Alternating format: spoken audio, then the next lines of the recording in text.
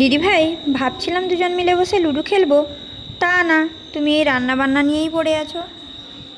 আরে দাঁড়াও, খেলবো খেলবো। রান্নার ফাঁকি দেওয়ার ব্যবস্থা করছি। সেটা কীরকম? দেখো, ভেটকি মাছে লবণ হলুদ মাখিয়ে নিলাম। আর এটা কি বলো তো? ফুলকপি আলুতে লবণ হলুদ মাখানো। সেটাই তো, ফুলকপি ভেটকি মাছ দিয়ে রসা বানাবো। আর আলাদা কোনো সবজি লাগবে না। মাছগুলো এক এক করে তেলে দিয়ে দিয়েছি। এবার ভালোভাবে ভেজে তুলে রাখবো। ফুলকপি আর আলু একসঙ্গে তেলে দিয়ে দিচ্ছি।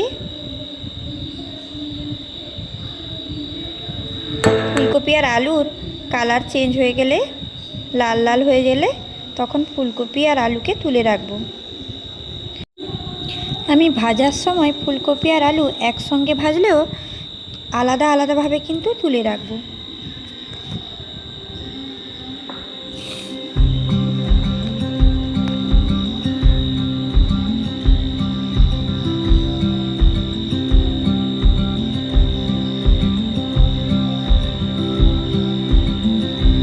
মিক্সিতে টমেটো আর আদা নিয়ে নিচ্ছি।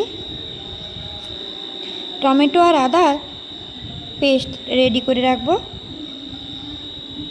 এখানে দেখুন, পেঁয়াজকে গ্রেট করে নিয়েছি। এবার টমেটো আর আদার পেস্টের সঙ্গে দিয়ে দিচ্ছি হলুদ গুঁড়ো, ধনে গুঁড়ো, জিরে গুঁড়ো, কাশ্মীরি লঙ্কার গুঁড়ো। ভালোভাবে মাখিয়ে রেখে দেব। এবার তেলে চিনি দিয়ে দিচ্ছি, কালো জিরে, শুকনো লঙ্কা আর কয়েকটা এলাচ দিয়ে দিচ্ছি। এরপর গ্রেট করে রাখা পেঁয়াজ দিয়ে দিলাম। স্বাদ মতো লবণ দিয়ে দিচ্ছি।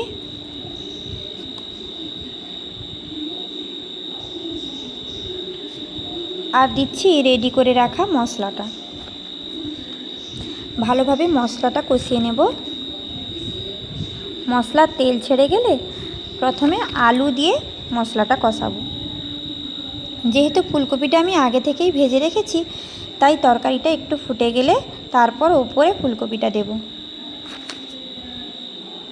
এবার জল দিয়ে দিচ্ছি আলুটা ভালোভাবে কষিয়ে নিয়ে।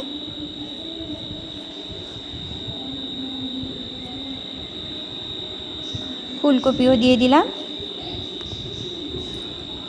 এবার তরকারিটা ভালোভাবে ফুটে গেলে ওপরে মাছটা দেব। ভেটকি মাছ খুব নরম হয়, তরকারিতে দিয়ে বেশিক্ষণ ফোটালে মাছ ভেঙে যেতে পারে, তাই ওপরেই মাছটা দিয়ে দেব।